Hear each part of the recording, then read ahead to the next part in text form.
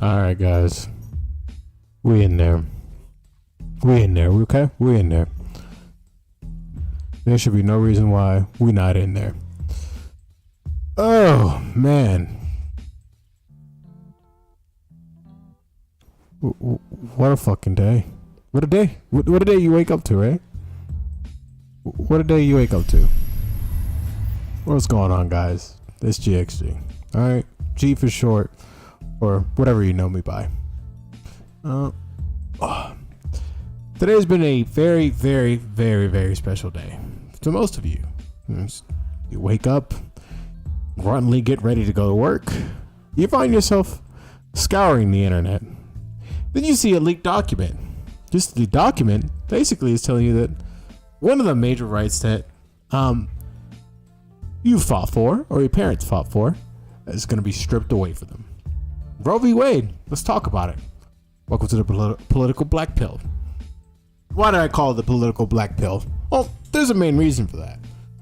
I've come to realize that there's no reason to set yourself up to be part of a team. Why? Why not sit back and just watch the car crash? And as you sit back and watch the car crash, known as the U.S. democracy, you can enjoy commentary by yours truly. Now, we're on major platforms. We're on Facebook, we're on Twitch, we're on YouTube, we're on Trovo, and whatever platform I can get my little grubby hands on. So, if you have anything to say, comment, feel free to comment before we get the ball rolling. There's many points of contentions that I have, and many points that I want to get to about today's precedents. Now, let me make this abundantly clear. We don't know if ROE V Wade is going to be absolutely overturned, but there's a huge indication that the Supreme Court is drumming things up to make sure that's basically something possible. Who said this leak wasn't on purpose? Just to test the waters and see how the public reacts to it. If they want to, sit back and not participate in this overturn, so they could just strip your rights away. A lot of conservatives, argue, they're going for your rights. They're stripping you from your rights. And these are the same people who are doing that such thing. Anyways, I'll let you guys enjoy some Zelda and chill as we get things, as I get my thoughts and orders and my points so we can move along. Now, chill.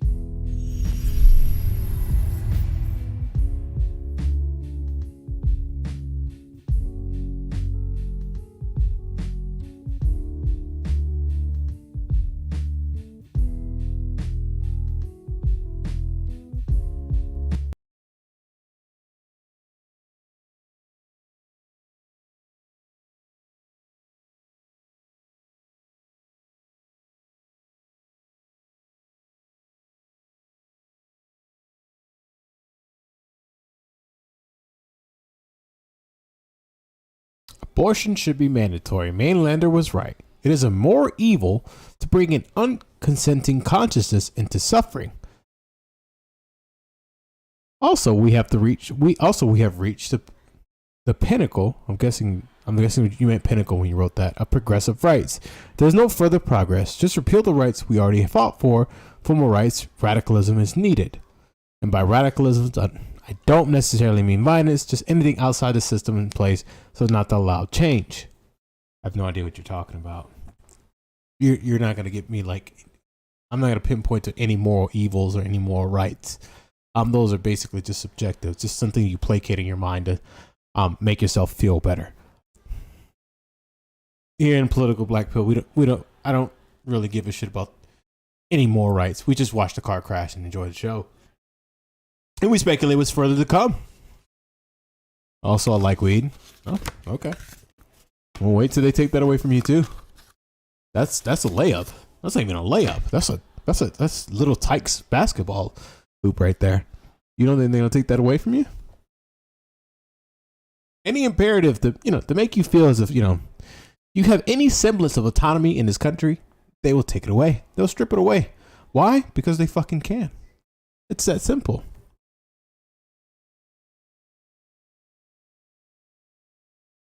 Oh, so basically you're practicing your right to obstruct law. Interesting how that goes for certain people but not others.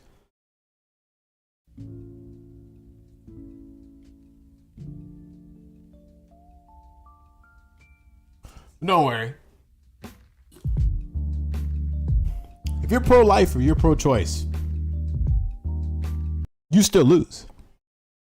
You still lose in this situation. I hate to say it or break it to you. Most of these rights are basically privileges granted by a ruling class of people that you have no say-so, no vote in the matter, that dictates your laws, and basically rationalize the dystopia that they're gonna bring about in your lifetime.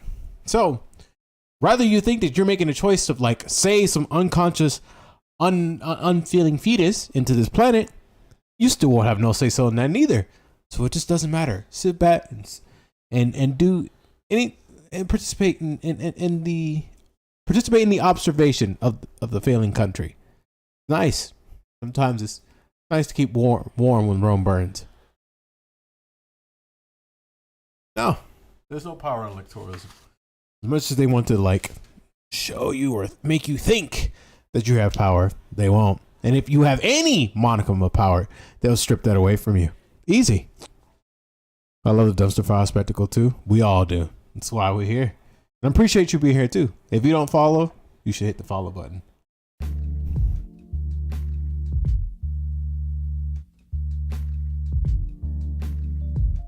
I appreciate it.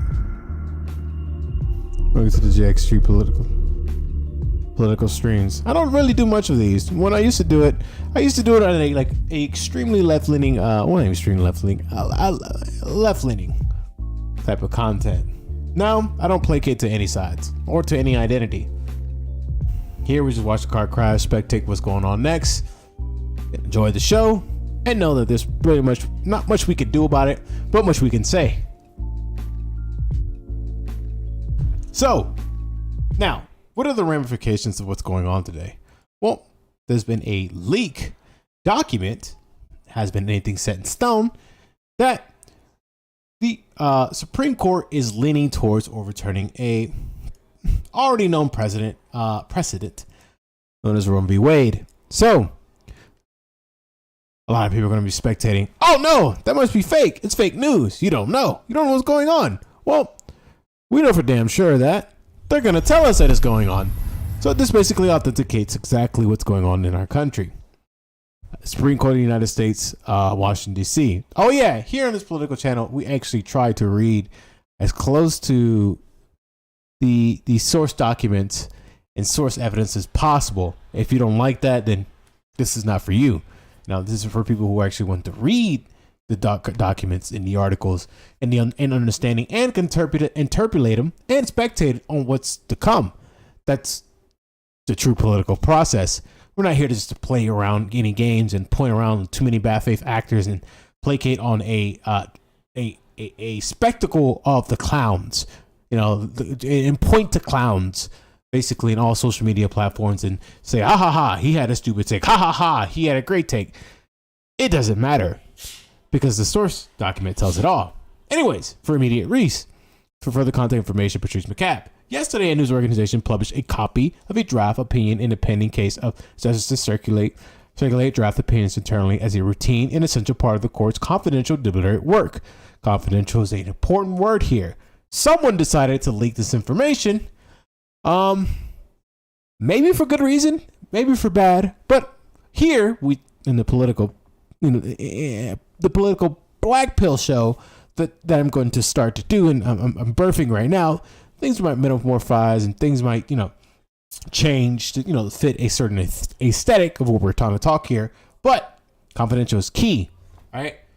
Although the documents describing yesterday's reports is authentic, it does not represent a decision by the court or the final position of any members on the issues in the case. This is why I alluded to back then when I started the stream is we don't know if this is solidified. We don't know if this is the ruling because there will be a different drafted document on that particular ruling when it comes to ROE v. Wade. Are you following along? Hasn't made it clear yet that all the media pundits and all the people who've already jumped the gun ship, including myself at some point, fail to realize that this is not really set in stone. But we can say with almost accurate confidence that it might be something that they're going to keep, they're going to push forward. Anyways, Chief Justice John G. Roberts Jr. provided the following statement. To the extent this betrayal of confidence of the court was intended to undermine the integrity of our operations, it will not succeed. The work of the court will not be affected in any way. Interesting.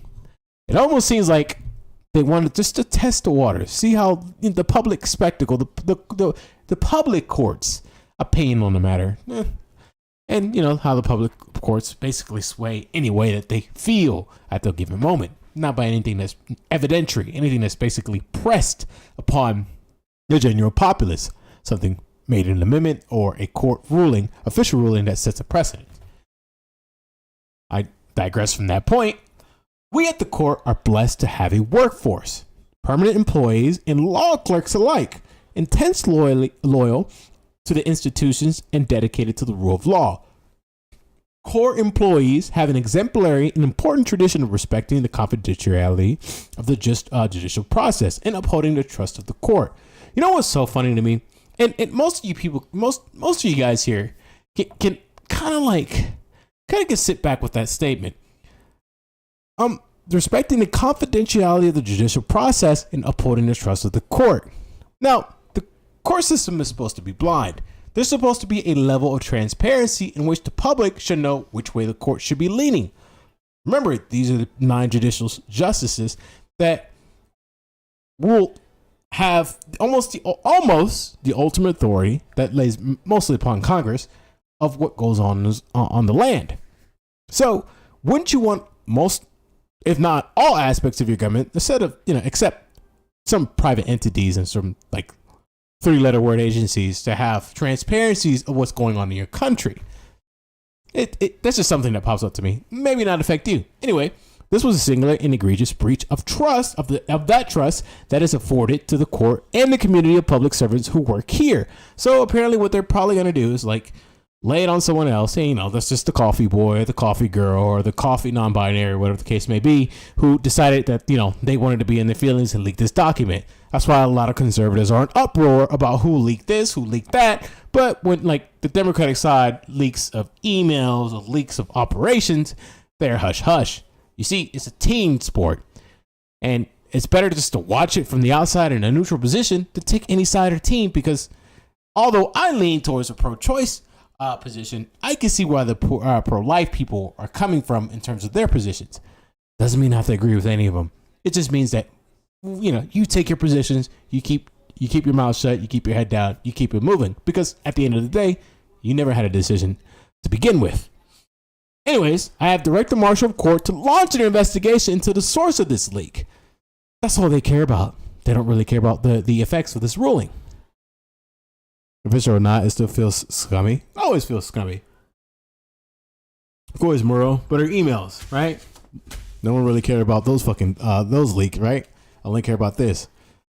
Both have major implications for what's going on in our laws, but that's left up to you. Didn't the Supreme Court uphold spying in citizens? They shouldn't get privacy, in my opinion.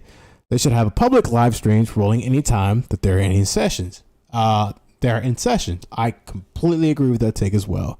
What's good, CB? How you doing, brother? Hope you're doing well. Now, that's one thing that I'm going to read. Basically, that's the official statement that's been laid out. So, most people that you hear already going into the conclusion that this is basically set in stone are lying to you, or they're just trying to like grasp at the straws of your feelings or your current emotions at the situations just for views and clicks. That's not what we do here at the political black pill. We're gonna call it a show, which I'm experimenting on. Okay, so stay with me here, and if you like what you see here, you can hit the follow, subscribe, do what you do. You know, I'm not gonna force you. We don't care. We like to watch car crashes. We keep ourselves warm near the dumpster fire. We smoke our cigars and our legal lettuce and just enjoy the fucking show. Okay? Now, what is to be developed here? All right. Let's take a side for a moment. Which side should we take? Should we take the pro-life? Should we take the conservative side, or should we take the liberal side in our interpretation? What do you guys think? Which side should I speculate and give you their arguments on the matter? I'm okay. I'm also mad at our oligarchs. Always be mad at the oligarchs. They can be thrown into the dumpster fire too in GTA 5. All right. Just think about it for a second. Which side should I do? And don't worry, when me and Cash Burner do our podcast, we may touch on this as well. So look forward to that once it's gone from its infancy. Okay, it's still incubating, right? It's still a fetus. Maybe we abort it, maybe we're not. That's for us to decide as parents of it. Trick question. Conservatives are liberals, so that's two liberal sides. I would argue vice versa. I would argue most liberals, especially more like moderate liberals or neoliberals, or liberals who even consider themselves progressives, have missed the Overton window in which they find themselves agreeing with most conservatives on social matters. Economics is a whole different beast. Economical issues is a whole different beast. But this is where this toxic soup is at. You may disagree with that point, but that's just what I have interpreted from what I've read.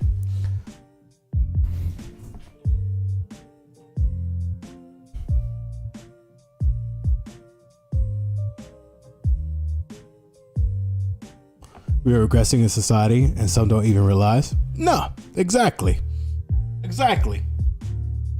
We're regressing in a social from a social standpoint. Technologically, in all the advances we have, our phones, computers, and whatnot, that is progressing at an extremely rapid rate.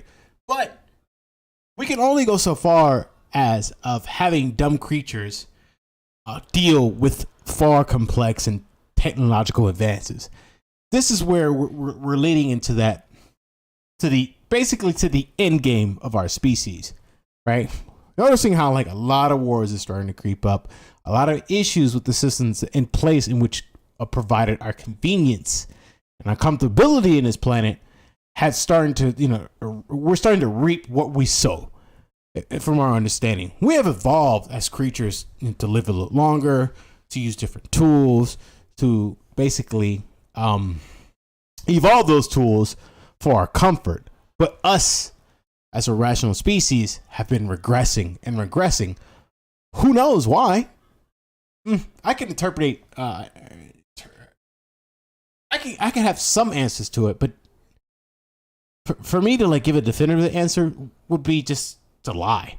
I'm also working on and getting my thoughts together on this this fork theory that I'm I want to write a ebook on later on down the road. It kind of encapsulate everything that most of our generation, millennials and Gen Zs, and some Gen Xers are going to deal with. It's a de-evolution, basically. Your thoughts. Don't be shy.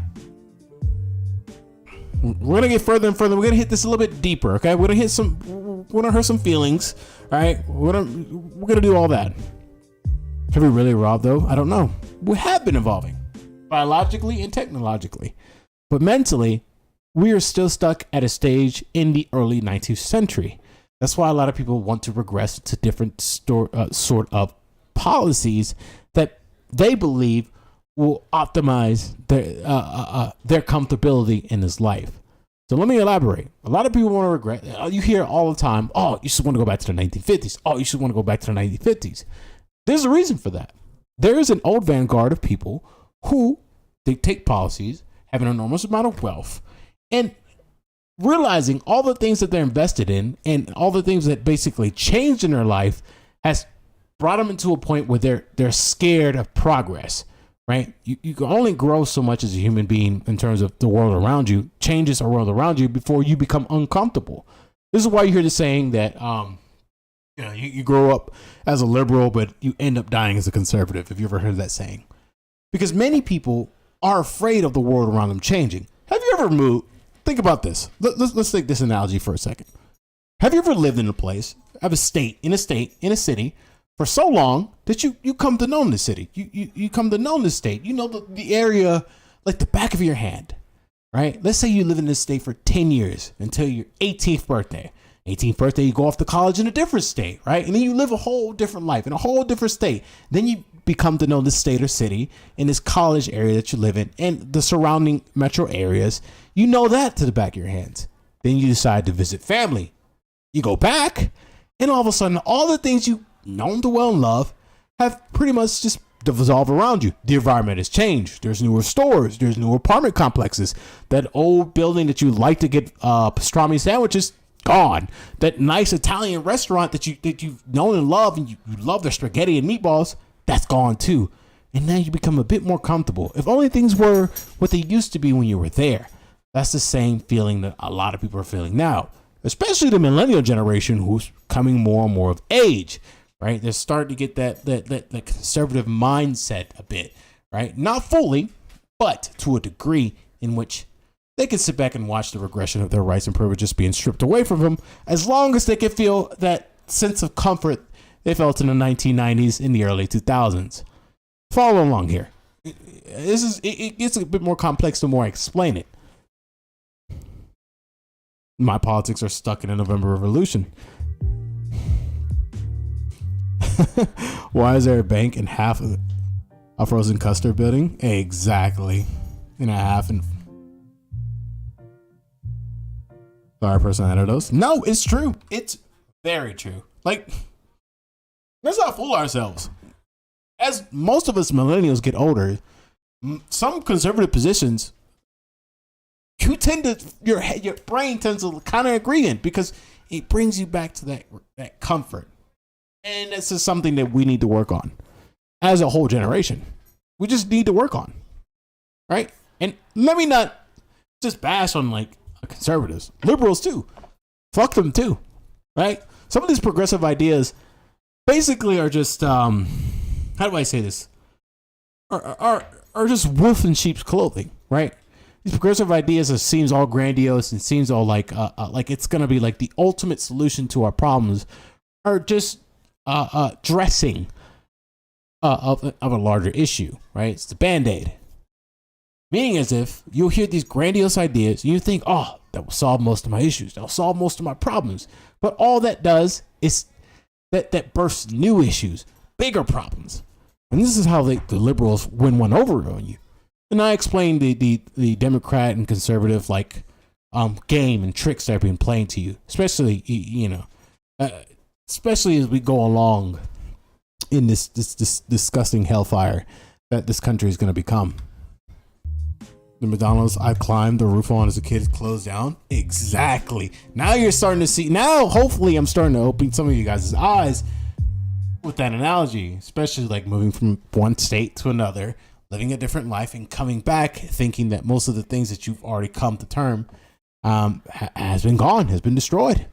You just have that sense of uncomfortable, like I'm uncomfortable being here. I don't like it here. That's life. That's something you have to come to realization about.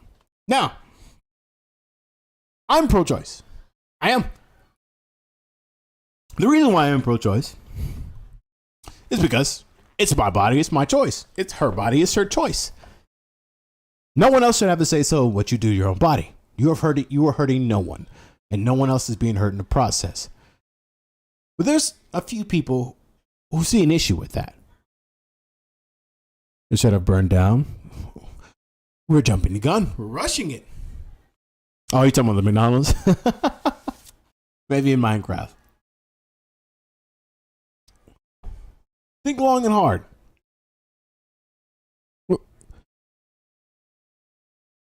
Think long and hard of where we're going with this. Most of you are probably not thinking long and hard where we're going with this. Most of you guys just see this as like basically, I don't know, fruit or whatever you like is being rolled down the road and you're chasing after it. Born in 2000. I tend to stay away from politics because I only see hypocrisy. The general public does not matter. Of course we don't matter.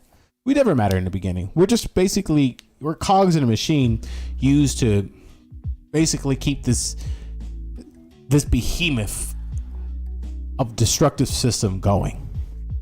There's many apologists to this, and they themselves will continue to perpetuate this system, this like neoliberal order, right? This neoliberal order of capitalism.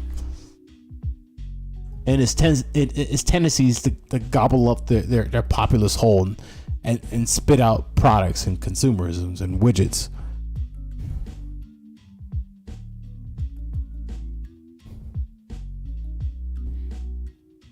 Now, let's progress forward with the topic at hand.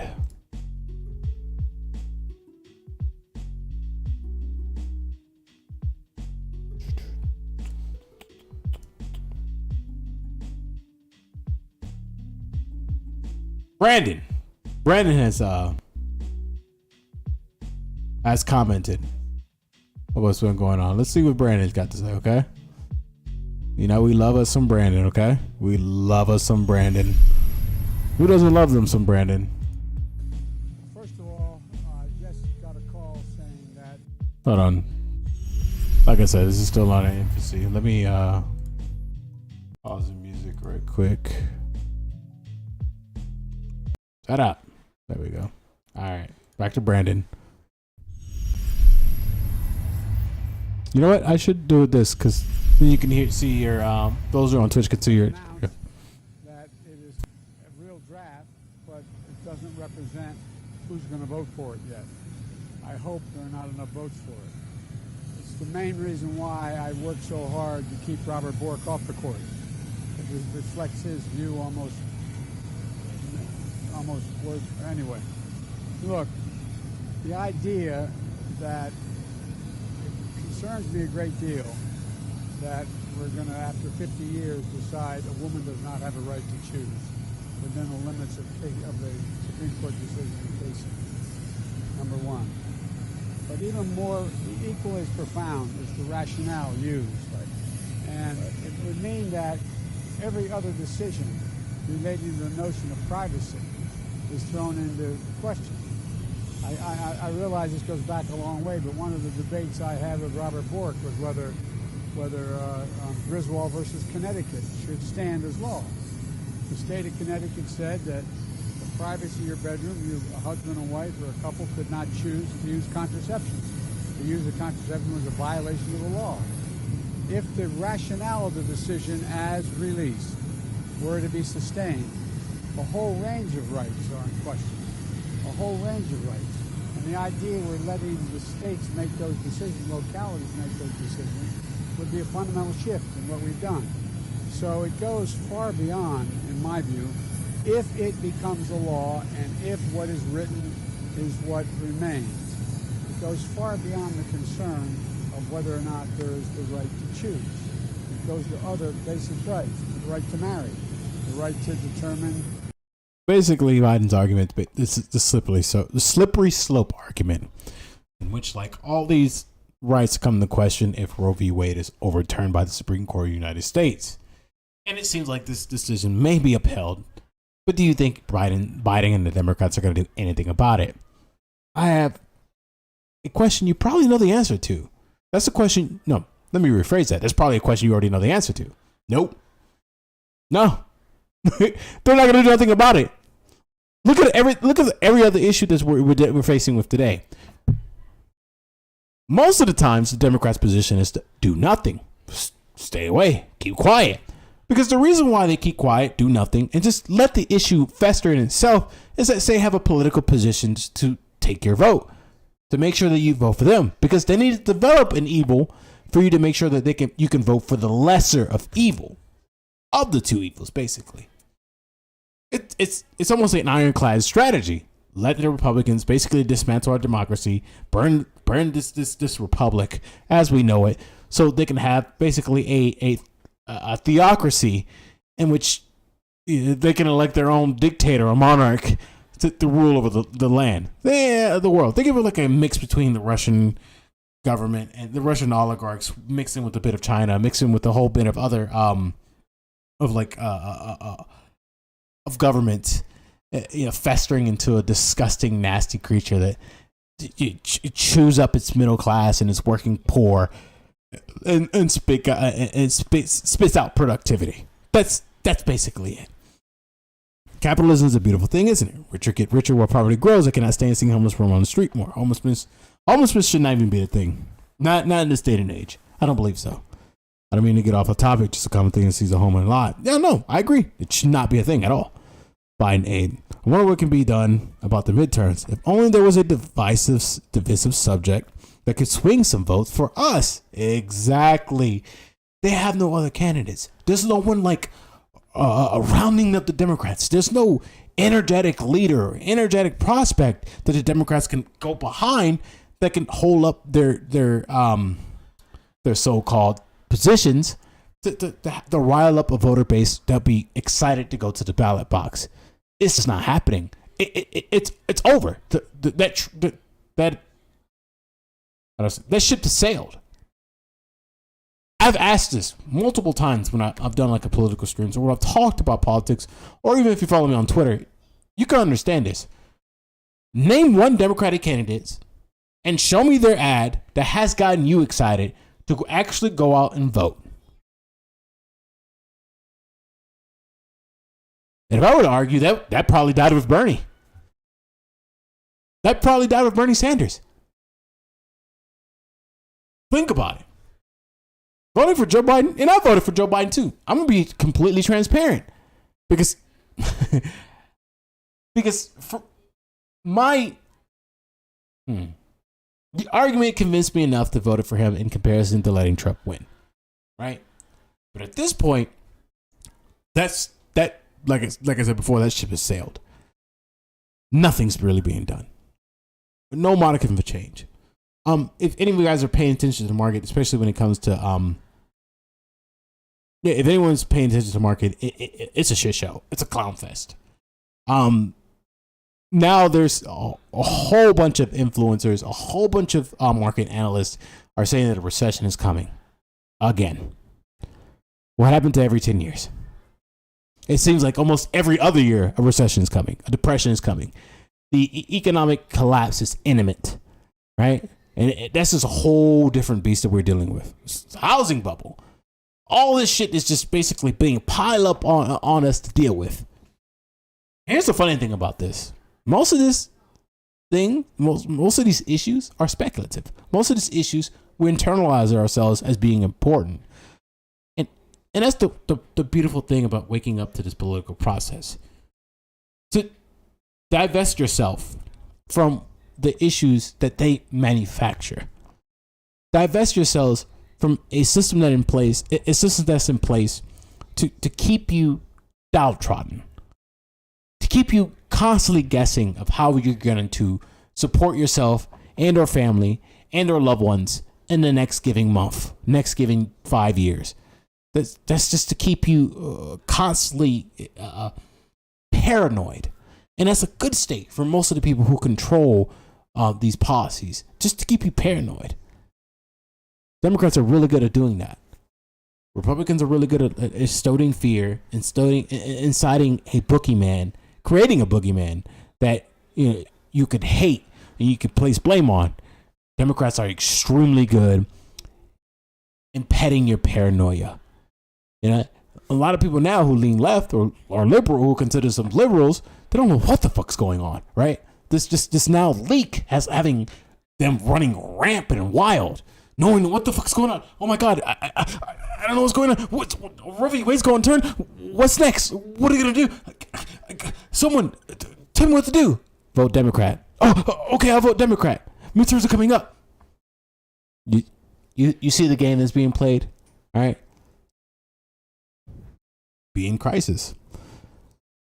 If I'm reading as well, perhaps a local person running against an establishment type, but nationally, yeah, you're gonna have a shit ton of local elections in which most of the candidates are gonna fail because a lot of people, they're noticing that this Overton window, a lot of people's political positions are either neutral or lean right wing or lean right, because they've convinced you enough in this manufactured culture war to internalize all the issues as something you have to deal with on a day-to-day basis.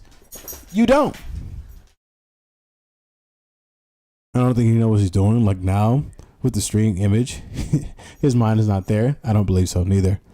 Joe Biden is my favorite president, mainly because he's an actual course on display how little our votes matter. Still waiting for a federal reclassification of Weed Joe. Yeah. I think Biden can solve some things, but not everything. Of course not. And I've said this many times before. Most of the politicians that you see in front of you, they just espouse ideas. The true people who draft laws, who dictate laws, are the staffers you see around them. Those are the real working people who let these ideas become a reality. Who let these politicians' ideas become a reality. Anyway, let's finish with Biden's interpretation of what's going on. A whole range of things, because one of the issues that this court, many of the members of the court, a number of the members of the court, have not acknowledged is that there is a right to privacy in our Constitution. I strongly believe there is. I think the decision in Griswold was correct overruling. I think the decision in Roe was correct because there's a right to privacy. There can be limitations on it, but it cannot be denied. Interesting. What to do, what to say. It's saying a whole bunch of nothing, to be honest with you. Again, taking a neutral position, and otherwise where he needs to show strength because he's a Democrat, right? Usually Democrats are like pro-choice. At least that's what he's argued. Hey, I appreciate the follow. Thanks for following on Twitch. Even the Justice Democrats abandoned the obstructionist strategy. If that doesn't show people how even grassroots gets tainted by DC, I don't know what does. That should have been the first indicator that the progressive movements, when coming under the Justice Democrats, has been just basically a filleted policy machine. Like if they were truly about their positions, if they were truly about what they were trying to accomplish and the goals that they set out, it wouldn't be so easy for them to dissolve. It wouldn't be such a short flame. It wouldn't just burn out like the moment any like distress or any pressure that bend them to now. This is the main reason. This is the main reason why it's difficult to go under one leader or a few leaders that just speak a whole bunch of nothings to you, to make you feel as if you're making any sort of change. It's just not happening. It's not happening. How many times have we gone through this? How many decades? Their parents went through this. It's the same dog and pony show. But here's the difference. Here's the biggest thing. It might be, it's the light at the end of the tunnel. The newer generation, either one, don't participate, or two, no, it's all BS. So now, we're the gas pedal is almost at the floor of what's going on. Liberals think a speech can change the world. I know, it's a perpetual movie. President in, president's out, everything stays broken. Of course. All right. Let's continue forward.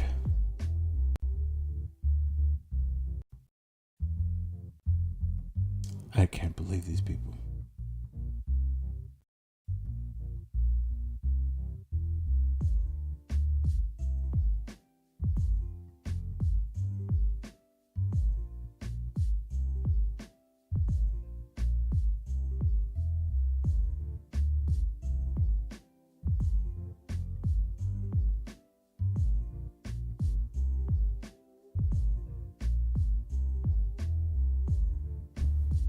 You don't think this is... So let me ask you something. Let me ask you guys something. You don't think this is just set in place? Just to, create a boogeyman to get your vote? You may not think to yourself, it's just all speculation. Like, nothing really is going to happen. The Democrats they're going to be fine, right? We're overreacting. Until you see something like this.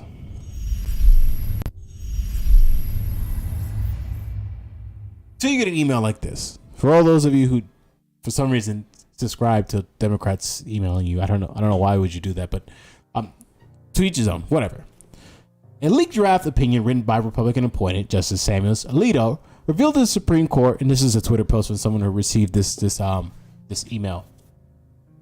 The Supreme Court is set to overturn Roe v. Wade, which would deal a devastating blow to Americans' fundamental freedom to make their own decisions about their health care and families.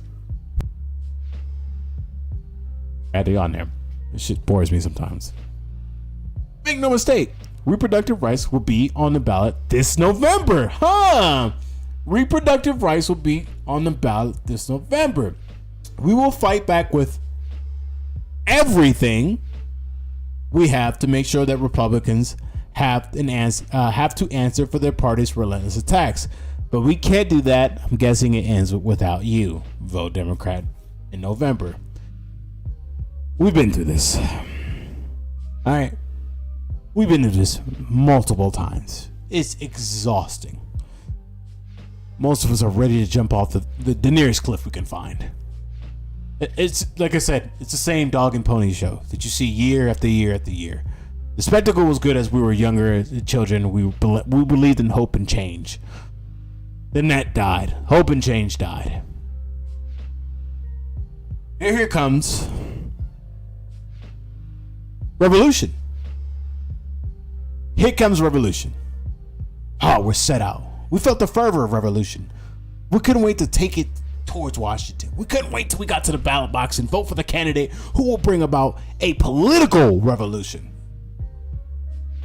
And then we come to find out that most of the establishment that most of our parents set in place, and their parents before that, had almost unlimited power and resources to succumb that political revolution. So that died out. Another scar, another political scar that you feel. Right? You actually got out, canvassed, you knocked on doors. Yeah, you got on the email list. You donated. But that political revolution died. Then here comes the decision. The political revolution was revitalized. We had to vote for this candidate. We had to do something about it. But then the culture war started. Oh no. All those progressive positions, or what we think to be progressive positions, were basically, we were led to believe to be under attack. It was a progressive execution. We were left with the choice to basically vote to save what remnants of rights that we had. Then that died. And you felt to yourself, it can't get any worse. It can't get worse than this. Incoming, the scarred, decaying corpse of the political revolution against the behemoth of the establishment, the behemoth of the system of biting cucks. All right, one more time. All right, get out there. A non-vote for me is a vote for the other guy or gal, whatever. Fuck it. One last time. We can take off work, and hopefully, at least things are not that bad. Everyone around me is sick. Everyone around me is dying. Maybe some change, or not even change. Maybe we can keep the things in place long enough for the revitalization of the political revolution, or an actual revolution, and discarding and throwing away this. I'm being careful with my words because I'm in multiple platforms right now, and you know how they be. And you come, one win, finally, one win. Oh my God, things are not going to be as bad as they seem to be or laid out to be. You know, we're not going to accelerate to the point where you have no choice to be a slave. Then you find out all that was a farce. Nothing really happened. Nothing fundamentally changed. And those who actually wanted to bring about change, even at the cost of your own sanity, of the people around you, that slowly decays. It slowly got rid of. And now we're in the position that we're at now, where none of it fucking even matters. When you realize what we call the truth, it doesn't fucking matter.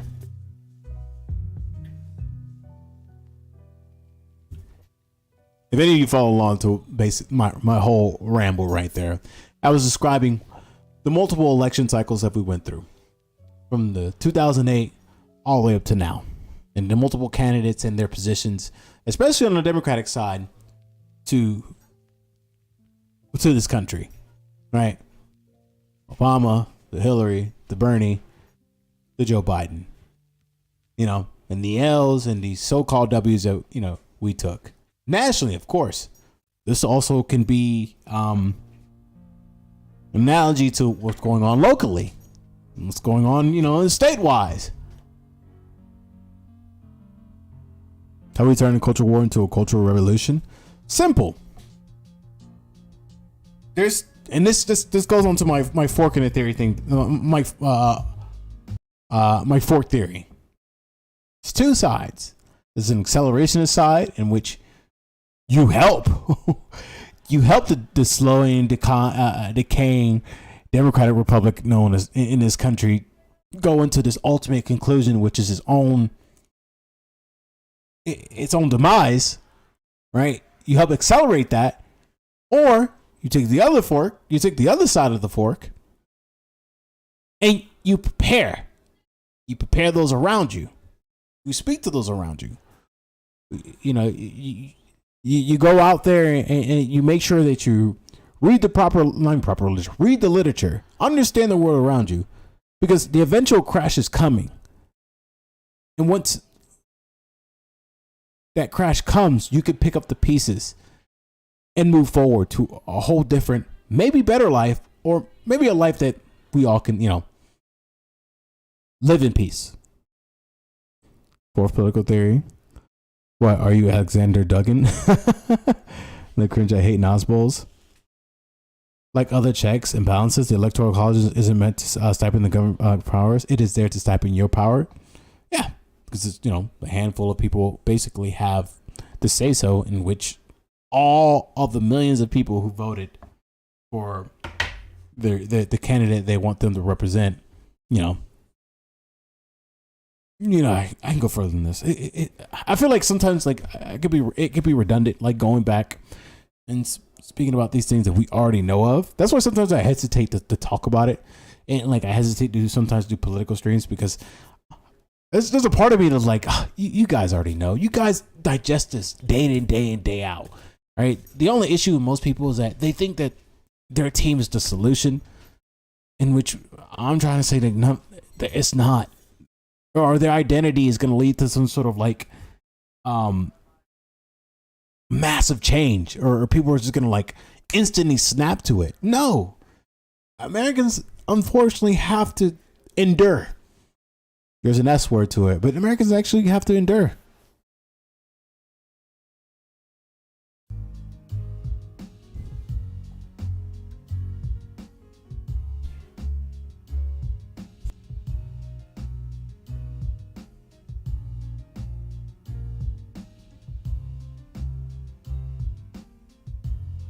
Sorry, my dog is like craving attention right now. Anyways, what are your thoughts? I rambled enough, so I need to understand what are the people thinking. All right, let's not try not to debate each other too much. Let's just try to understand each other's position. What are your thoughts? And then we're gonna move on to the next portion of if they do go through with the overturn, what's to follow from that? And surprise, surprise, the answer is not pretty.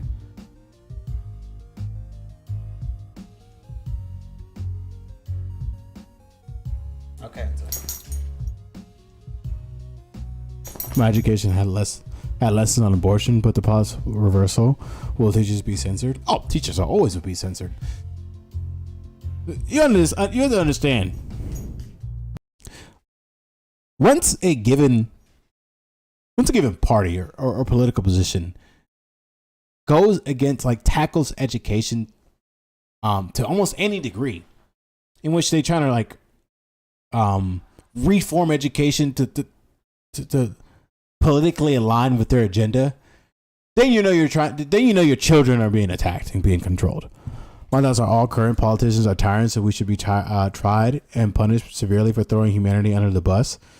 We could blame. You know what? You know the fun thing about that? I'm just gonna call you Zero, or Pete. I'm gonna call you Proto Zero. You know the funny thing about that?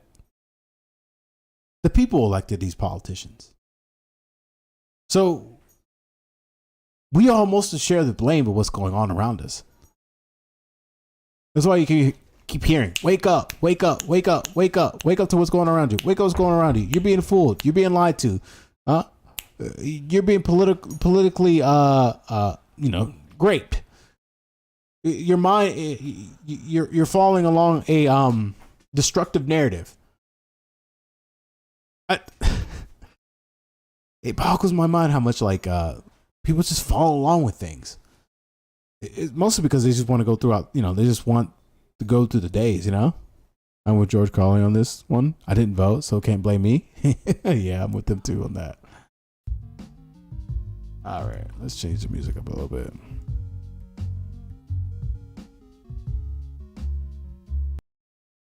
As a left accelerationist, I voted for Trump. Hey, do you?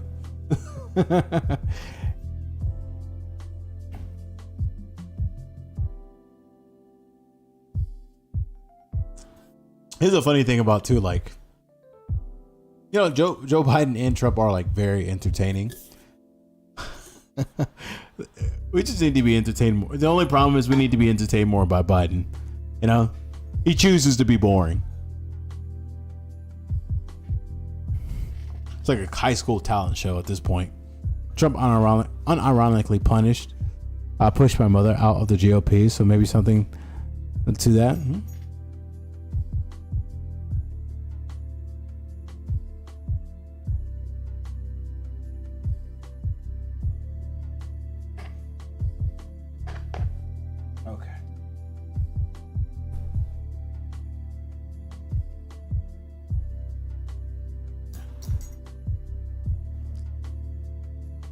Think of something. Want to share your thoughts a bit more, and we're gonna go a little bit more to like what's the consequences of what's to happen if they do decide to overturn, if they do decide to uphold this decision, the decision that they've been contemplating from this leak. First and foremost, what I want to say is the person who leaked it, oh, you're fucked. Oh, you're fucked.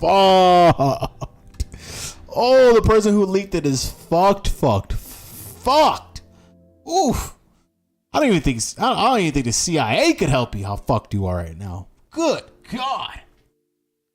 I mean, it's good for us in the public transparency point, but you are, oh God. I don't even think they would take you to Guantanamo Bay. They'll take you to fucking Yemen. They'll throw you in. They'll fly you out to Yemen, blindfolded and handcuffs on. They'll hog tie you and airdrop you off in Yemen or some shit. Or fucking Ukraine. Oh, you're so fucked. Oof. If for some reason the person who leaked this come across the stream or the VOD afterwards, bruh. I don't think they're gonna treat you like Snowden. No, they're not. I don't think you're going against the very same people who can overthrow almost any right that Americans have, right? And leaking the information that they felt it to be confidential before releasing to the public. All right, this is different. If we're going to get a public show, it might as well be entertaining. Exactly. It was a Supreme Court clerk. Oh, how'd you know? Wait, have they figured out who the leaker was? How'd you know it was a clerk? I need to see.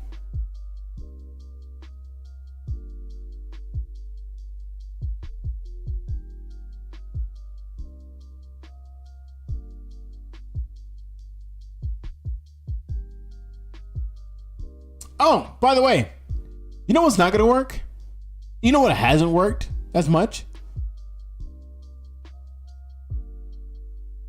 Do. Stand up, fight back. What do we do? Stand up, fight back. What do we do? Stand up, fight back. Oh, okay. When repo rights are under attack, what do we do? Stand up, fight back. What do we do? Stand up, fight back. What do we do? Stand up, fight back. Okay, we're doing a lot of standing. Where's the fighting back at?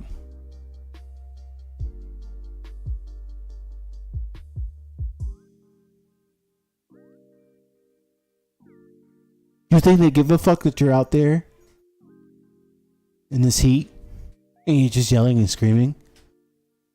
Their TV is louder than that shit. There's one way to, to actually like do something about it. But if I say it on any of these platforms, I'm going to be banned. All of them simultaneously. I'm not that bold yet. I want to grow first before, we decide to hit the yellow button. All right. There's going to be a yellow button. Just not right now. Someone revealed the obvious, but it was needed. Exactly. But he revealed the obvious of an entity of our government in which most other branches and entities of our government can basically like step back and point fingers to, like, hey, you shouldn't have done that. No. We're gonna protect Snowden, because of whistleblower rights and whatnot. But this is the course we're talking about. You've seen how tyrannical judges can be. And you don't think these 9 justices were basically with almost the largest chunk of power ever? You don't think they're gonna be in their ego? You don't think so about a leak? You think that they're not gonna find? They'll go back to fucking 1777 and find a law to fuck you over. They don't care.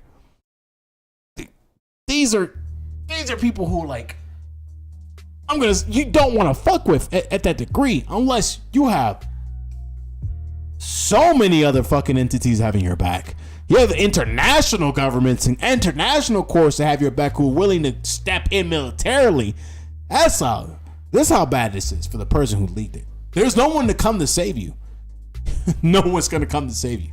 Maybe Joe Biden, but you think Sleeping Brandon's gonna do anything about it? Let's be real. The leaker is fucked. Fucked. They're gonna hog tie you and drop you off in Ukraine, in Yemen, in Syria, in Somalia. That's gonna be your punishment. Guantanamo is gonna be an understatement. In Rollerbox, of course, in Rollerbox, right? No. In real life, Let's just face it. The leaker is fucked. America started in the blood, and America will end MBL, MPD, whether you say it or not. Yeah. But let's get this clear. None of this here does nothing. This is just all grandstanding. As much as I like applaud them for like standing up for standing up for their rights per se. When has this ever led to anything? Oh, okay. In this modern era.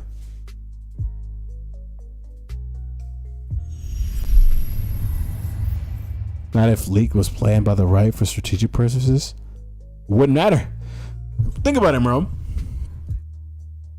The right always has a fall person. Always. They will always have a fall person. And this person always has a lower position than, always has like a low position politically. Okay, Enzo.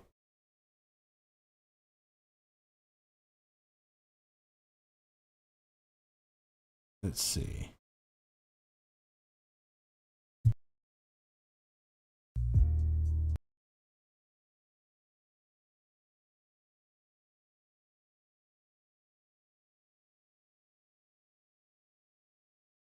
I appreciate the bravery as well, but I agree.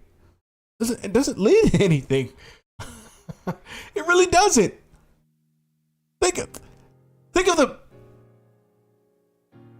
the Black Lives Matter protests. Right? There was riots. People in the streets, angry. They collectivized their money. They collectivized. They collectivized their anger and their thought. They marched. They had a list of demands. A lot of people didn't even read the list of demands. But what happened to the message? What happened to that? And this happened nationwide in the height of the of police's brutality against African Americans and the citizens of this nation. Nothing happened. Just a whole bunch of sweet nothings. Just a whole bunch of politicians dressing up in kente cloth and kneeling for 10 minutes. That's all you got. That's all you got. You think this is different?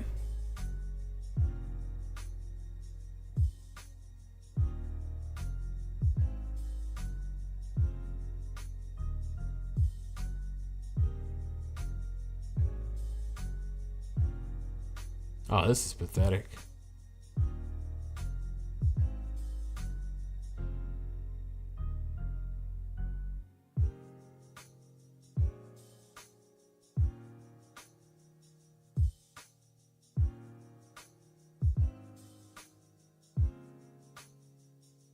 This is straight pathetic.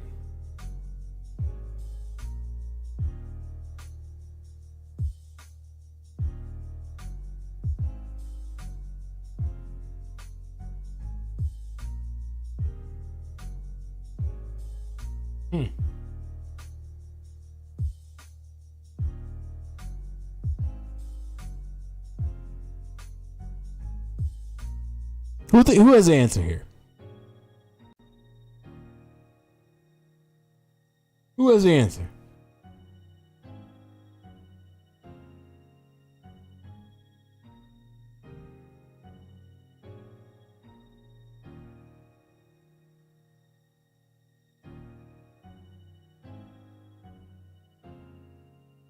No one does, right?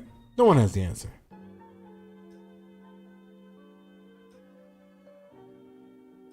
God, I wish I could just play video games tonight and not have to wake up the next day and thinking, oh shit, what's next? All right. I gave up on trying to find the answer. I just smoke weed and laugh at the absurdity. You, my friend, are miles ahead of most people. Miles ahead of most people.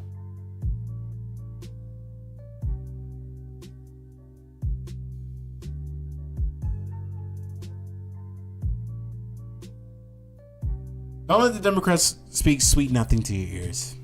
All right. Now, what are the ramifications of Roe v. Wade being overturned, and the political justices deciding to keep with keep with their not constitutional oath, but the theocratic oath to a entity in which never answers, and can be metaphoricized or could be changed at any will for anyone, any person's given purposes. Instead of the text that their creator that they believe to be real set upon them. The subtle art of smoking weed and laughing at absurdities. Oh, it's beautiful art. Everyone should participate in it. Anyways, let's say that the overturn happens. What happens now? Well, the first thing that happens, mostly, is that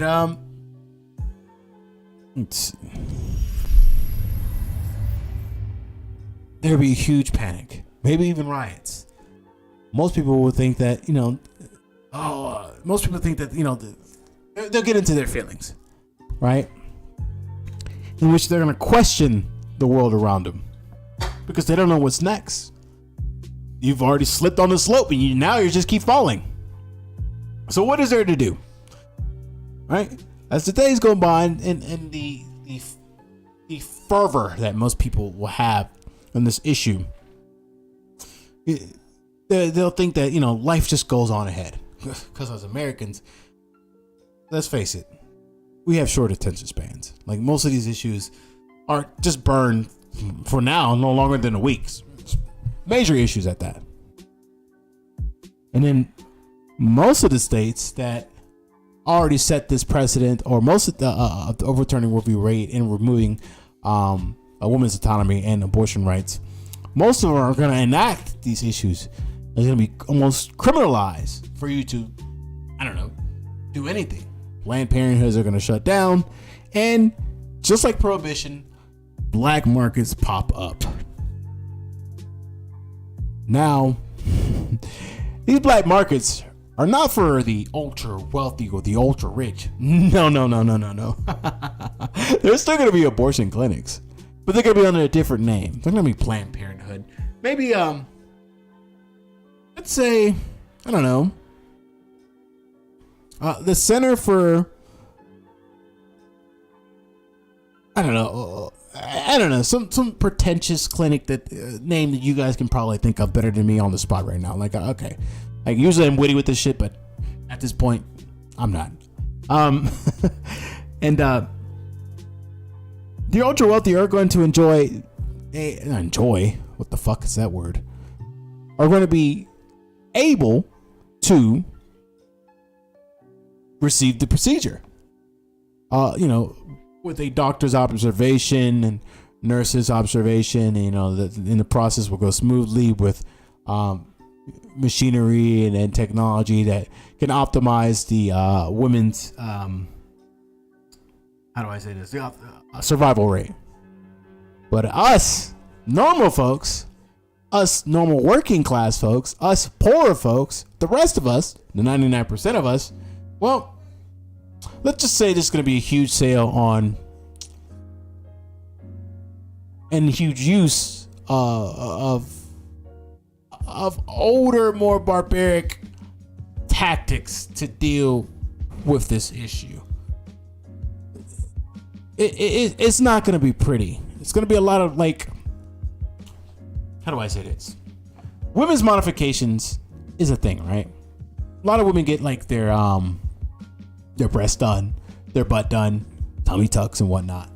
There's also these shady black markets behind the van type procedures that usually leaves a woman scarred for a long period of time, or it can lead to their death.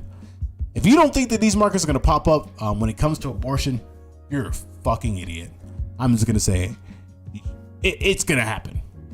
You can have the white van that pulls up behind your neighborhood. You don't know what the hell's going on back there, but you're going to hear a lot of screaming. All right, and this is going to be the procedure in which, a lot of let's say Americans are going to unfortunately go through.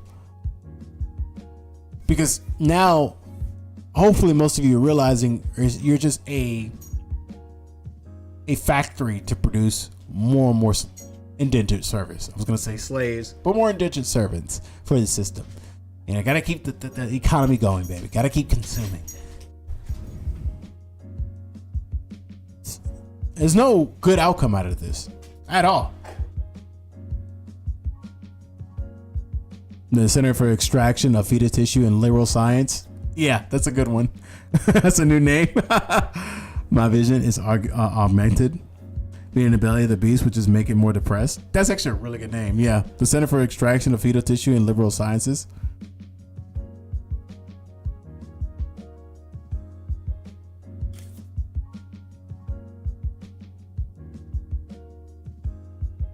Or the center.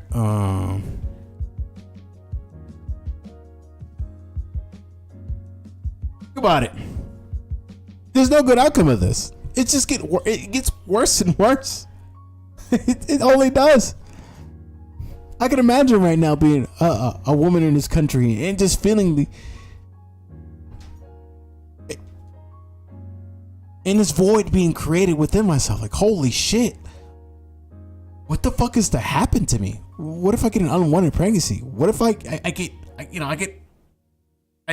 assaulted and I carry a child that I don't want to? Maybe I do. Maybe I want to get pregnant and carry a child and a legacy for my family, but come to find out that this child it's gonna cause my untimely death. What do I do then? I don't have enough money to go to the Center of Extraction of Fetal Tissue for Liberal Sciences. Of course not. That's a $10,000 procedure.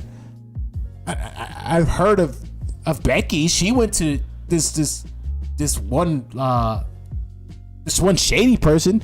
Maybe I could call them. Maybe I could just scrounge up two grand and see if I can, get rid of this this fetus that that will cause my demise. And then bam, you pass on the table, and the white van pulls out. That's gonna be the reality for many women if this actually happens. As fucking glooming as that sounds, it's not fun. It's not a good subject. It really isn't. A lot of conservatives think that they're actually helping out women when it comes to this issue. And I'm not trying to pander at all. Right? You already know my position. But this is just going to lead to more and more chaos. They're not really saving babies as much as they think they are. It's like when they read the Bible or whatever religious text that they follow, Mormonism, Scientology, whatever. They're thinking that they're saving a child, and that child's going to have some sort of chance at life. But these same people strip away those chances as much as they can. Right? Just to pander to the oligarchs. It's fucking sad. It's really sad. Right? To have these children born into a perpetual cycle of poverty and anguish and hurt. For what? Just for a few people to feel good, to pat themselves on the back, to think that they're saving lives? They're not. They're not. You're not saving anyone's life. You just say people saying oh, too many people are living off the system. They're straining the system. With this? Oh, man. They can just continue to argue that. Because more and more children are going to be born into poverty. Have to go out and ask for state assistance, and be granted, and the taxpayer has to foot the bill again. I don't know what that yawn's for. It's not fun. It's not fun.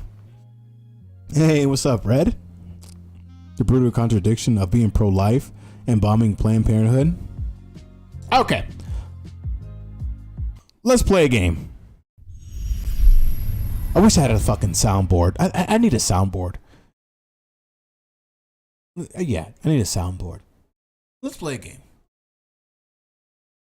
In this game, I'm going to show you guys a picture. In this picture, I'm going to give you two options. And this option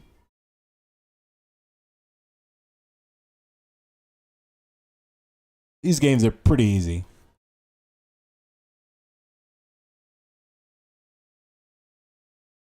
Now, I want you guys to put on a pair of goggles. And this pair of goggles, I'm gonna get in trouble for this, but fuck it.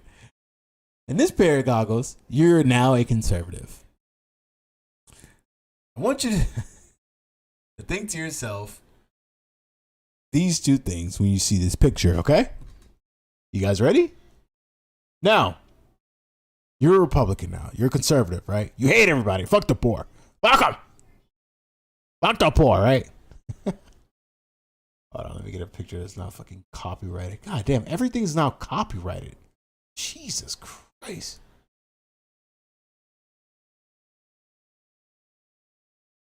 Now, oh my God, let me just get to it. Lord have mercy.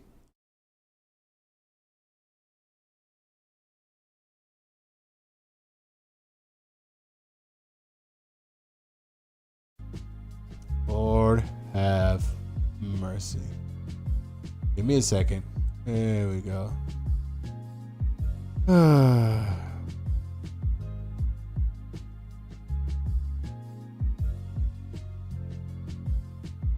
It's losing its flair, isn't it? Now, you have your conservative goggles, and you see this image. Do you think to yourself, huh? Is this a life? What do you think to yourself? Let me not say it. Let's see what you guys think. You have your conservative goggles. You see this picture. Is this a life you think you're saving? Think about it.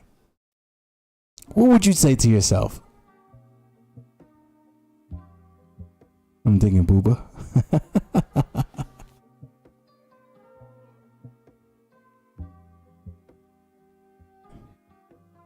Come on, you have your conservative goggles on. You're a conservative now. When you see this picture, what ideas, what do you manifest in your head?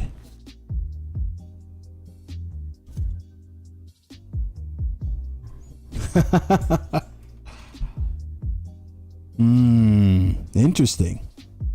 Let's say this woman doesn't live in the United States. Let's say she lives, I don't know, maybe somewhere in the Middle East.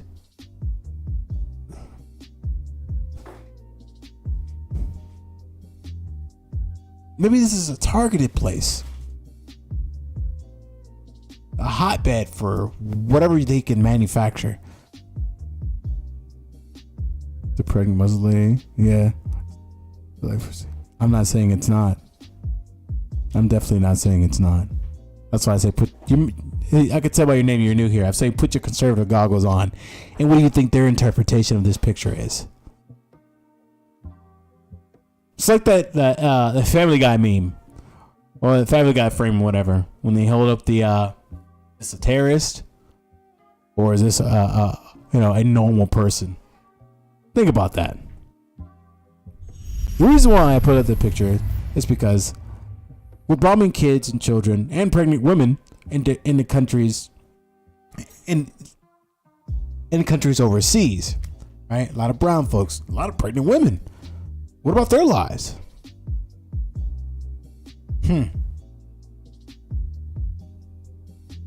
Doesn't seem to matter now, huh? To them, at least.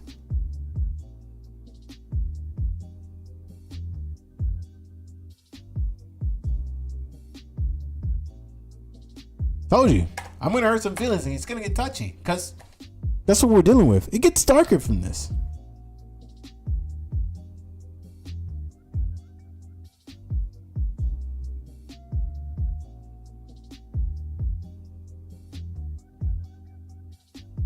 The fact that you identify as a conservative, you already lost.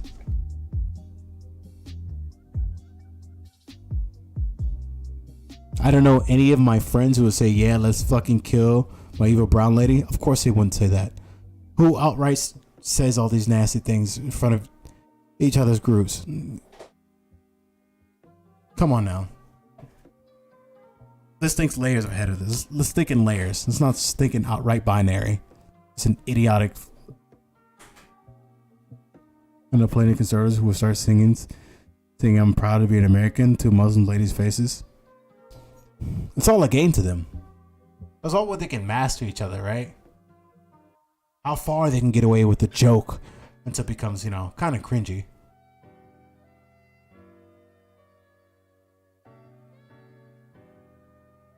Now, let's not attack them for being conservative. Let's just say that you've already lost identifying yourself with a particular group of people who, at the end of the day, will never give a fuck about you and or your rights. If you think that they're gonna stop at ROE V Wade, if you you are highly, highly fucking fooled.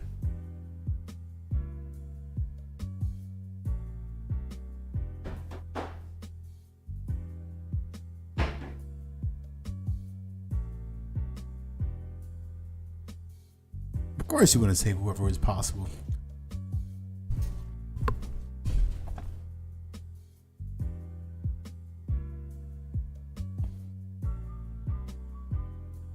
You can't anecdotally present your argument as my friends don't say this around a particular group of people, but given a chance to follow along your group of friends, including you. You can probably see where a lot of these things are starting to take shape. Don't get me wrong, there's some conservatives who are actually abide by and know the differences of people's different struggles, and they wouldn't even think to themselves any disgusting things or try to advocate for any disgusting social issues that ostracize and just continues to cause division within this country. They exist, but I would argue that a small percentage of them do. I'm not gonna I'm not the type of person that throws all one group into a fire. I know there's it's not a binary way of thinking of things. There's a whole bunch of nuances to particular issues and people's positions to it. Just to say, when it's just us, have you voted for a person who advocated for that? Up to.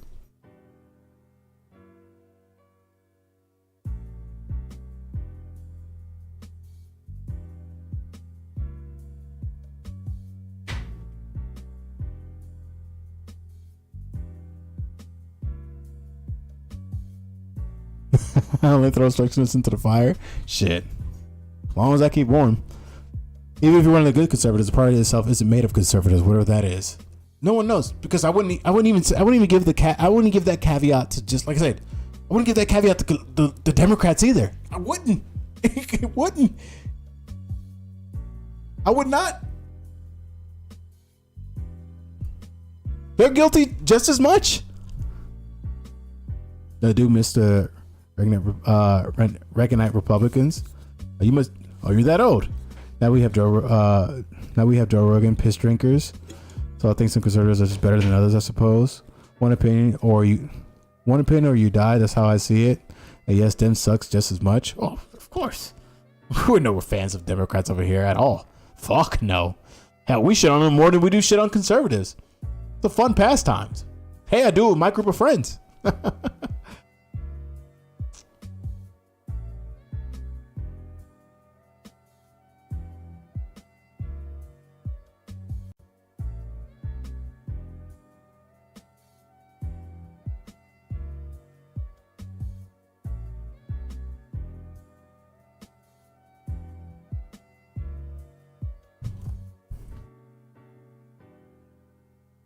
It's depressing and disingenuous. The only conservatives I tolerate are social democrats, the demon rats. Yeah. All right. So we talked about what happens if the ruling actually took place. Like I said, we haven't heard the U.S. Supreme Court's official decision on Roe v. Wade and overturning reproductive rights. We saw the leak of it, but it's up in the air, but we can kind of grasp and speculate to a degree of confidence of what the decision is going to be, right? Even if the leak was plotted, it's a conservative plot. Let's just see how what the public opinion is. Even though they know the public's opinion, which kind of like defeats the purpose of like seeing where the public sways in this leak. For me, it just thinks for me, what I believe, my opinion, this is not nothing factual, so don't quote me on this, is that one staffer that works for the U.S. Supreme Court clerk, or whatever the case may be, felt that they needed to basically delete this information because they felt as if, the public needed to hear this, and they thought that, they would be protected. Or they had a conversation with a reporter, spilled the beans. They spilled the beans, the reporter, and then decided, let's run with this. And, the cat's out of the bag now, so might as well run with it, right? Those are the two things that kind of lean forward to this. Now we we're gonna see like grueling and disgusting procedures that women are unfortunately going to participate in because the actual act of having an abortion or procedure of having an abortion is going to become so expensive that only a small percentage of wealthy individuals will have access to it, and their daughters. So, what's next? Well, we know that the opposition, the Democrats, are not doing anything. Hell, they're embracing this at a certain point, because now what the Republicans are doing is just creating that boogeyman that they love, that to push forward as this suit that is that will be the epitome of evil in most Americans' eyes, because a lot of Americans are not politically savvy, not politically involved, not politically invested in what's going on in their country, and that's a huge fucking pitfall in this country. So it leads us to this. Now, this is a Hill opinion. Should the Democrats concede the White House in 2024 to win 2028? I lose to win another day. I have done basically about nothing just to win. So let's hear out this opinion pieces. Arguments of why the Democrats should concede the White House in 2024 to win 2028. Can you win by losing or conceding an election? Yes. Okay, so the first sentence has already been, what? Can you win by losing or conceding in an election? No. Wait. Isn't that what Donald Trump was doing the whole time? Isn't it what most of us are fighting? Well, not most of us. Most of the media was fighting against.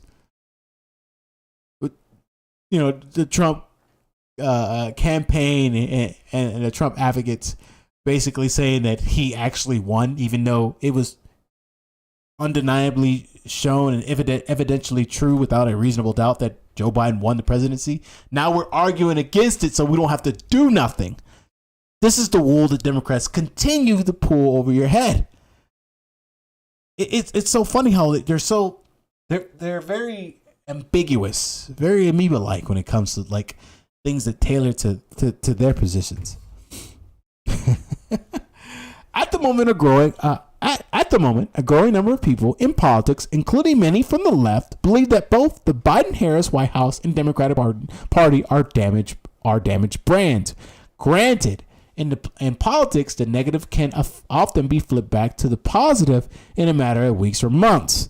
So they know the game. They're telling you the game. They're basically writing to you exactly what they are planning to do. Many of their mouthpieces for the media oftentimes do this because it plants a seed. It's not the seed of doubt and not the seed of revolution. It's the seed of compliance, right? It's the seed. It's to numb you from what's about to happen right in front of your eyes. All right. It's kind of like the brochure they hand to you before you sit down and enjoy the circus. What is the bottom of the dialectical barrel in this bullshit article? That said, see, like when we do our podcast, CB, this is the type of shit that we're gonna be reading and fucking reacting to. That That said, people are expressing legitimate concerns about President Biden's cognitive health. Interesting. I thought that didn't exist when we were trying to vote him into office. Now we're recognizing that it may seem like our president is going to a cognitive decline in which he's not as sharp as he used to be. Interesting. Remember, this is just an opinion piece. The continuing staff exits from the Vice President Kamala Harris's team, combined with stories of dysfunction in her office. The one woman who didn't get a single delegate, maybe one delegate, I don't remember. It's basically a trash candidate that we should have never let to be our vice president. How interesting. I need to stop pretending like I'm shocked about this. Combined stories with the dysfunction of her office, ongoing fallout from the pandemic and the policies associated with it, escalating inflation, punishing fuel costs, supply shortages, rising crime in major cities, serious security and immigration issues at our southern border. It seems like this guy is starting to lay out the conservative argument of why, the Democrats should basically not do anything and let Trump win again if he runs in 2024. Anyways, the seeming dismissal of parental rights with regard to the education of children, and the Democratic Party held hostage by the woke fringe of its base. All this would seem to indicate that such a turnaround for the current occupants of the White House is unlikely. What is the Democratic Party to do? Here are three options. Do nothing and ride the status quo, donkey into the 2024 election. This is exactly what's going on. In this case, if one assumes that Biden may not be up to seeking a second term when he's then 83, Harris would be the party's standard bearer. She was before, guys. She was before at one point. Don't forget that. Mount a primary challenge to the Biden-Harris team. In this case, one believes that their brand is so toxic that one possible way to retain the White House in 2024 would be to cast both aside in favor of charismatic, competent challenger. The party tried this option in 1980 when Jimmy Carter White House was so battered with negative current events, policy, and competence issues in Massachusetts. Senator Ted Kennedy decided to mount a serious primary challenge to his party incumbent president. Had Kennedy been better able to answer the simple softball question lobbed at him in 1979 by Roger Mudd from CBS News, why do you want to be president? He might have well pulled off the victory. It was, even with Kennedy's cringe-worthy answer to the question, he still managed to win 12 primary contests and a vote total of about 7 million to Carter's 10 million. More than that, Kennedy went into the 1980 Democratic Convention with momentum and did not concede to Carter's until the second day, after failing to get the nominated rule change. Carter did barely manage to fend off Kennedy's challenge, but it was the challenge combined with the historically low poll numbers. Ring a bell today, Democrats. That led to the crushing loss to Ronald Reagan, who won 45 state and 489 electoral votes to Carter's 49. Hence, a third option. 3 might be the best course of action for the Democrats in 2024, because the challenging of Biden and Harris' team might very well replicate the 1980s results. The party would never officially concede the general election, but here option 3. I highly doubt that that's going to be the case, but we'll see what goes on. Retain Harris as the sacrificial lamb and quietly work to identify candidates for the 2028 tickets. You know what? Fuck it. Whatever. It wouldn't matter. And shape the agreement of the voice of the party going forward. At least for some, the party's major dilemma seems to be its remaining hostage to the far left fringe, whose progressive ideas don't match those of most moderate Americans. You know what's funny about that? I constantly hear that. And it's true. It's true to a high degree. What's the reason why most Americans have moderate positions when it comes to a lot of political issues and policies to be implemented in place? Well, because here's what a lot of moderates do. they frame their arguments and they frame the policies to have a devastating economic effect that most Americans don't really understand or really know what's going to happen. So, how do I say this correctly? Well, correctly in a way in which doesn't sound confusing. For some reason, a lot of Americans are asleep at the wheel, right? Even those who like participate to a degree in which they'll show up to the ballot box. They fall asleep at the wheel. They turn on their TVs. They look at their Twitter account or whatever the case may be. They look at their Facebook, and they just go along with the narrative in which, or no, not narrative. They go along with the agenda that's espoused to them by certain people that they follow. And a lot of arguments that are laid out by most pundits, most people in the sphere of influence, goes into the moderate category or right-leaning category, in which a lot of people believe that they don't want to change too rapidly because it's going to inconvenience them and kind of shake their foundation in this country. So they're just like, oh, fuck it. So basically they'll go, oh, fuck it. I always vote for the Democrat. I'm just going to vote for a Democrat. Or, I don't know, the Republicans saying all these things. Democrats haven't done anything. Whatever. I'm just going to change my affiliation and vote Republican.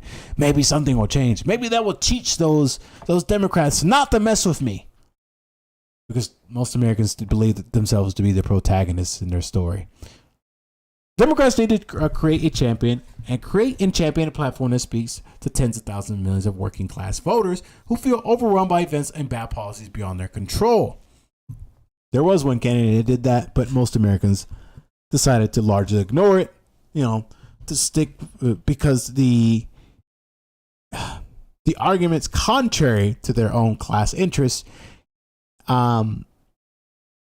seem more palatable to them at face value, because they don't like stirring up the pot. That's what's so difficult for getting most of these people to come up and like invoke the change that you're waiting on, that you're waiting for, or you're wanting to happen.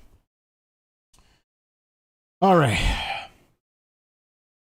So the party in the center of the fringe working class, leadership, blah, blah, blah, blah. Democrats Leadership Council, DLC, and how the Arkansas Governor Bill Clinton used that model to win the White House after 3 Republican landslide victories in a row. It was a model that correctly argued that the pulse of the American people did not beat in Washington, but in every state, country, county, and city in the nation. Entrenched elites in D.C. had ignored the pulse, as many are doing today. Okay. In 2019, at the event honoring Al Form, the founder and former CEO of the DLC, Clinton said that his vigorous defense of the centrist organization, I would have never become president if it wasn't for you. You have evidence that what you did mattered. We wanted to believe what the DLC had articulated from the beginning, a country of sharing community. We thought we needed to get out of the politics of the past. Though the liberal wing in the Democratic Party opposed the DLC, working class Americans were strongly attracted to its common sense, pragmatic solutions to everyday problems plaguing their lives. Here's the funny thing about common sense, pragmatic solutions to everyday problems plaguing their lives. Most of these common sense, pragmatic solutions oftentimes argues that, hey, you don't need to do nothing yourself in this working class struggle, but vote. All your issues and all your problems can be fixed with a single vote. All you need to do is go out to the ballot box and vote to who we tell you to vote for, and just sit back and relax. Eat your bonbons on the couch. Grab your fast food. We got this. We got you. And then come to find out you've been lied to. Can the Democratic Party decouple itself from the minuscule progress fringe in its ranks to reinvent itself once again as the party of the people? No. Sinking poll numbers and rising problems will indicate it's worth a try. And in 2028 will be the best time to showcase the new and improved Democratic Party.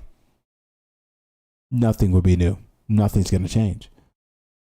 And this article is from Douglas McKinnon, a political and communications consultant was a writer in the White House for President Ronald Reagan and George H.W. Bush. Conservative line of argument from the Hill. Of course, his opinion piece already sent out. It's funny how most of these media outlets, they love giving opinions of these conservative commenters and consultants that oftentimes fall along the lines of the neoliberal establishment. And what do I mean about neoliberal establishment? The policy communication put out during the last 3 years of the Bush administration's latest books, the 56 Liberty Lessons from Those Who Risked It All to Sign the Declaration of Independence. Oh, fucking spare me. Fucking spare me. Anyways, just like I said, there's a lot of people checked out when we actually start reading articles. What? Read the articles? Just read the headline. Just keep it moving. What? Read the court case. Just read the headline. Keep it moving. So, from this article itself, here's what I can do. Here's what I deduce from it. It seemed to me like basically this is a conservative consultant telling the Democrats just to give it up. Just lay down on your back and show your belly. You know? Be good. Be a good little Democratic dog. Be good. You know, we'll scratch your belly from here time to time. But there is some truth to this. And we've been saying this a lot. Where's the candidate the Democrats can go behind? Think about it. There's no like gigantic base that going behind Kamala. The fuck? No.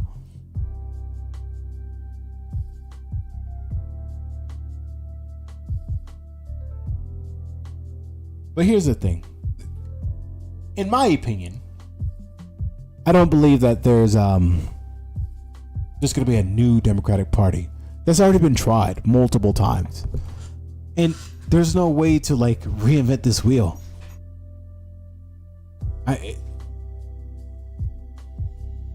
Not much can be said about this. Other than what's been shown.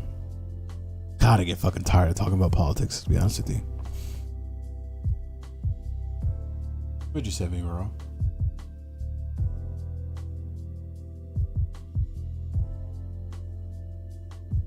I'm DMing you once again because I need you to do some targeted harassment. I don't care for Kristen Sinema, mostly because she's a woman. That's hilarious. That's fucking hilarious. Oh yeah, aren't they blaming Bernie for some fucking reason? Apparently this is all Bernie's fault. Why? Please tell me how it's his fault.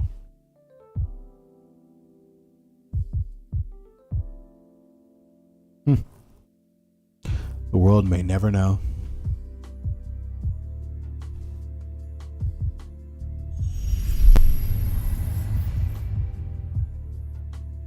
Yeah, literally all the liberals are blaming the left for not voting.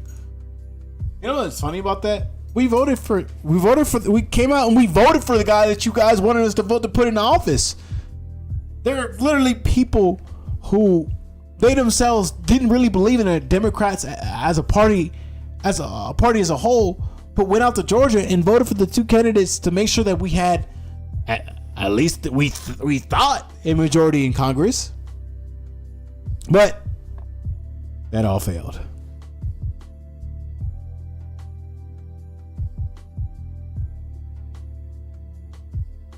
Let's see if there's any more updates to this. All right, let's see what your favorite states that have doubt there's going to be many, if any at all, states that have no abortion under any circumstances. Do you agree with that? Sean, we will see that in the beginning, but we will also see some states that currently have pro-life laws that are held up in litigation immediately become law. So sure, you'll have states that have full-term abortion like Colorado, but that's why we need to continue to show up and vote, because Doubt there's going to be many, if any at all, states that have no abortion under any circumstances. Do you agree with that? Like I said before, and I've told you,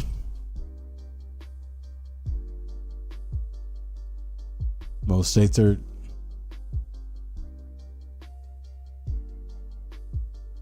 like I told you. Not much I can say about this issue. Where does this progress to? Like, what is the end goal for this? In my opinion, in my speculation, it's the 13th Amendment. Now, why? Why the 13th Amendment? Well, there's a number of factors that are like, there's a number of issues that are going on right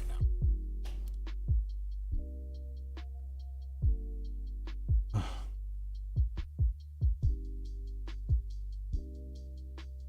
We have an ongoing pandemic, lowering birth rates, lower birth rates, higher, a little bit of higher mortality rates. Death rates basically because of the pandemic. A lot of I feel like I'm being like Alex Jones saying this right now. So let me simplify this and let me not ramble on too much about it too. A lot of the people in control are starting to see their bottom line fall out.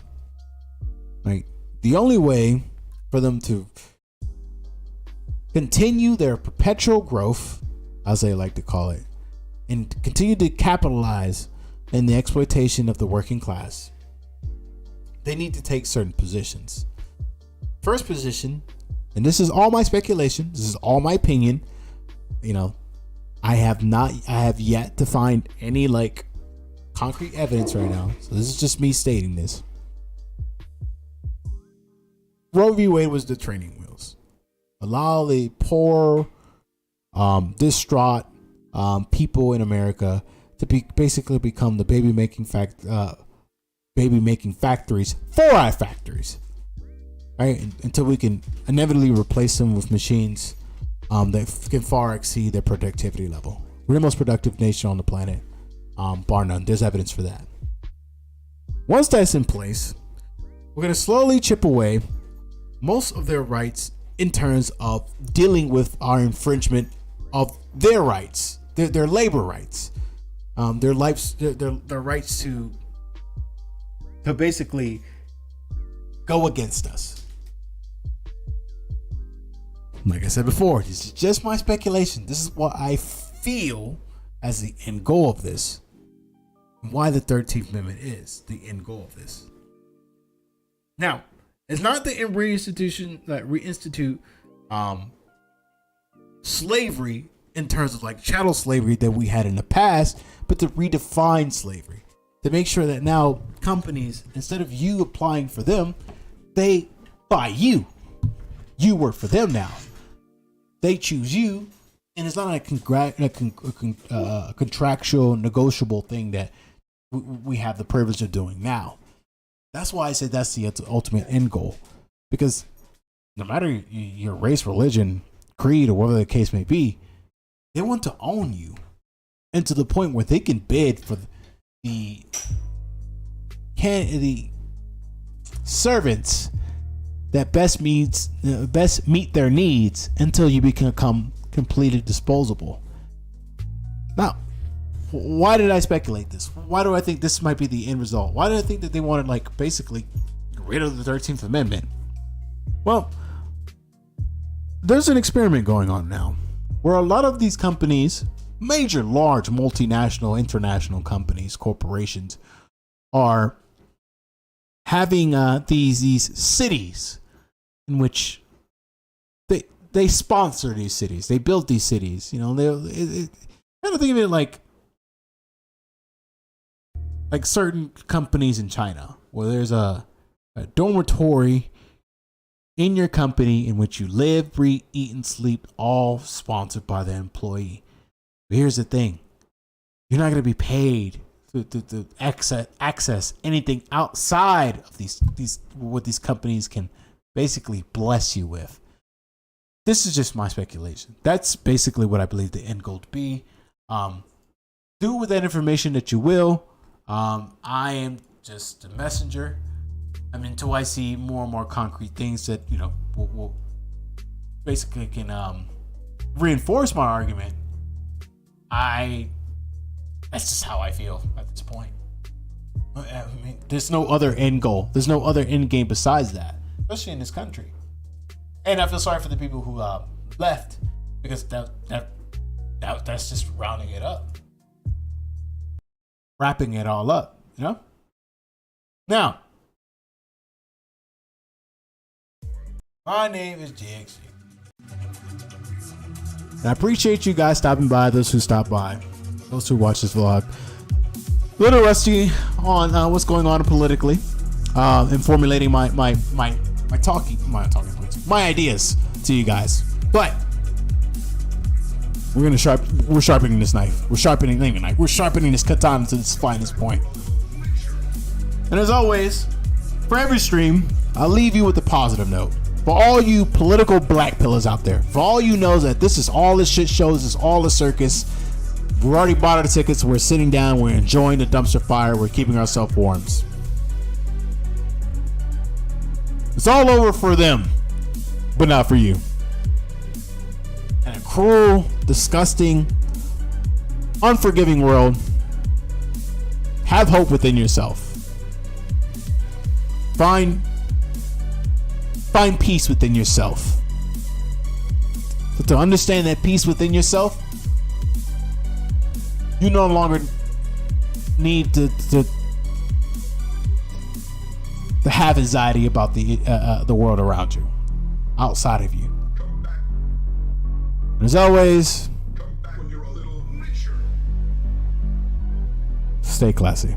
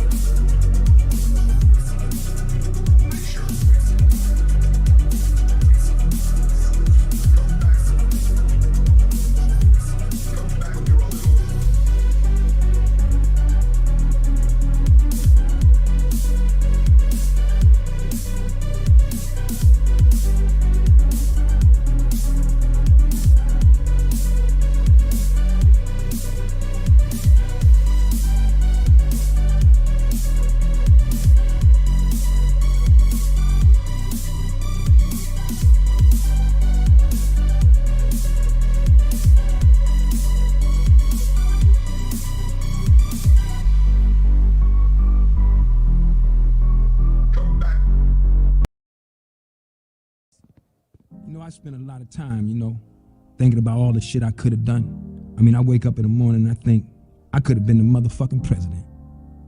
Shit. Nigga, I wish things had been different. I mean, I'd do anything in the mother